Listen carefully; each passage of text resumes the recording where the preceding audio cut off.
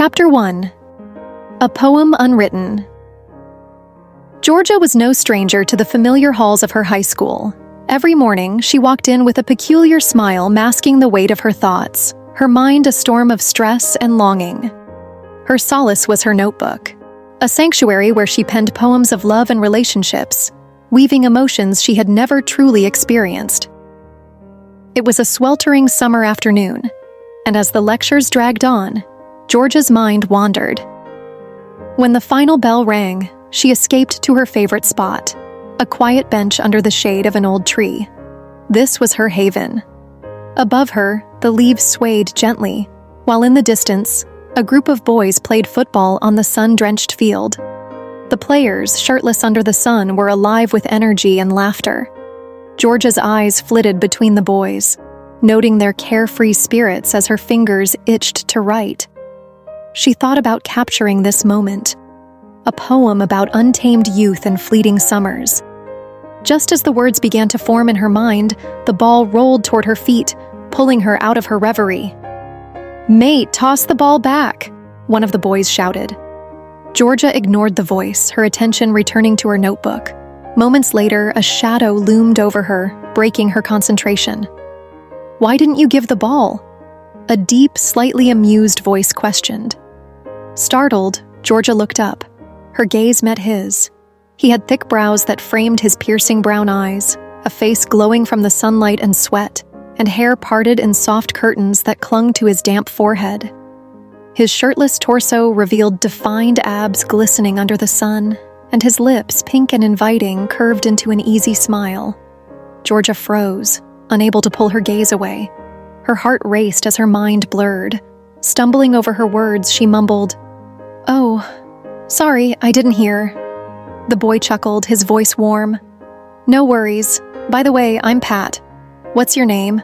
She swallowed hard, trying to steady her voice. "Georgia, nice to meet you." Before their conversation could continue, a voice from the field called out, "Come on, Pat, hurry up." Pat gave her a small, lingering smile. "See you around, Georgia," he said, jogging back to his friends. For the rest of the afternoon, Georgia replayed every second of that moment. His voice, his smile, the way his eyes seemed to hold a universe within them. Everything about him was captivating.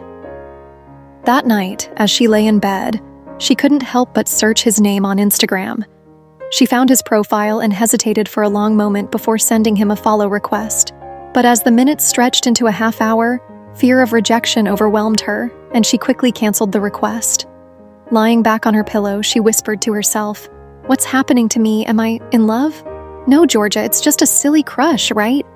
But those eyes, that smile, his voice, it's not just an addiction.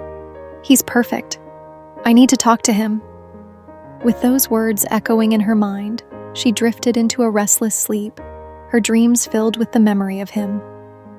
The next day, Georgia walked into school with an uncharacteristic bounce in her step. Her excitement, however, was short-lived.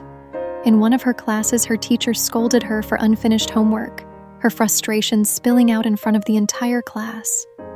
Georgia was sent to stand outside, her cheeks burning with embarrassment as tears welled up in her eyes. She stood in the hallway, her tears spilling silently when she heard footsteps approaching. Looking up, she saw him, Pat. He carried the familiar football in one hand, his other shoved casually in the pocket of his shorts. His sunglasses rested on his nose, and he exuded an effortless coolness.